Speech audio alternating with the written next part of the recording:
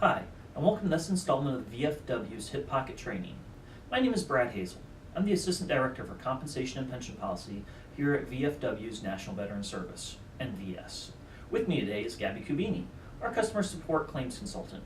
In this week's video, we will discuss the basic concepts of service-connected veterans benefits and provide a few examples to help you get started with your claim. The first question we have to answer before we can even explain service-connected benefits is, what is service connection? Service connection is a VA benefit designation for any chronic illness or injuries that developed or were made worse as a result of active duty military service. But before we get too far ahead of ourselves, let's talk a little bit about what VA means by active duty military service.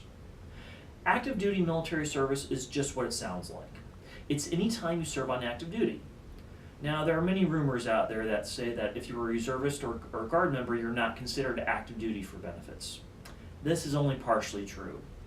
If you are or were a member of the National Guard or Reserves, and you're injured or became chronically ill during a training period, drill, or while called up on active orders, you may be able to have that health condition service-connected. Some other popular misconceptions are that you have to have served in combat or that the issues must have resulted from an incident during duty hours. Neither of these are true. In fact, you can even be service-connected for health conditions that arose while you're on leave. As long as you were on active duty, you may be able to receive service-connected benefits. In order for a health condition to be service-connected, it must meet 3 criteria, known as the pillars of service connection. First, you must have a current chronic disability that can be diagnosed by a medical professional. Chronic disabilities generally cannot be cured by medication, nor do they just disappear. So if on your application for service-connected benefits, you're trying to claim a common cold that cleared up after a few weeks, or cuts or scrapes that healed completely, your claim for these conditions will likely be denied as they are considered acute, not chronic. Second, you must have an event that occurred in service or that is related to service that caused the disability.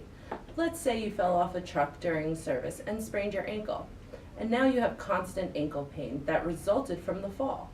That fall would be considered the event in service. Finally, you must have a medical link between your service incident and the chronic disability. This medical link is called a nexus, and it normally has to be confirmed by a medical professional. Okay, so we've talked about service connection and how you need to meet the 3-pillar criteria. Now let's show some examples that may help make these concepts a little easier to understand. Let's start off with a cut and dry example. During service, you lost a limb in an IED blast. Obviously, this would be able to be service connected because you have a current disability, the missing limb, an event in service, the IED blast, and a nexus, the documentation of the surgery to remove the limb, which will more likely than not be in your service treatment records. Now let's move on to a situation that isn't quite as simple, but still pretty easy to figure out. While on leave in the military, you decide to go skiing. Broke your ankle, and it still causes you a problem today because you have bone spurs that didn't heal correctly. Can you file for service connection? Absolutely. Remember, even if the injury occurred off duty, it can still be service connected if you can link it to the 3 pillars of service connection. In this case, the current disability is the bone spurs, the event in service is the skiing accident, and the nexus would be provided by a medical professional to link the 2. Let's do one final example that's just a little bit more difficult than the others. In this example, you're a veteran who's been out of the service for many years.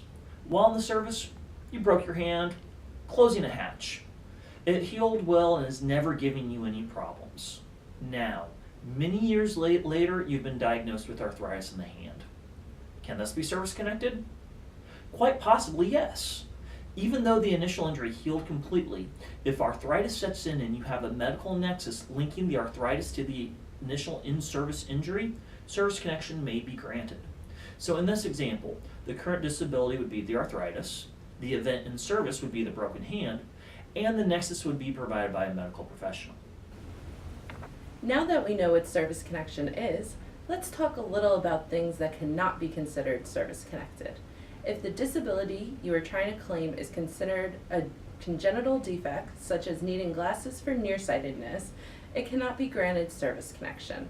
Other exclusions include pre-existing disabilities that were not made worse by military service, disabilities that are a result of willful misconduct, and disabilities that occurred during a period of service that is considered dishonorable.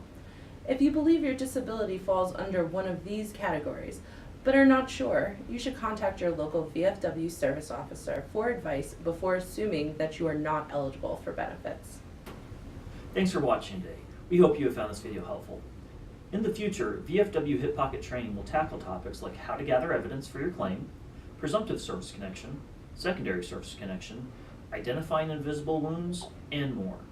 If you have any questions about this training or ideas for future topics, contact NVS by emailing vfw@vfw.org.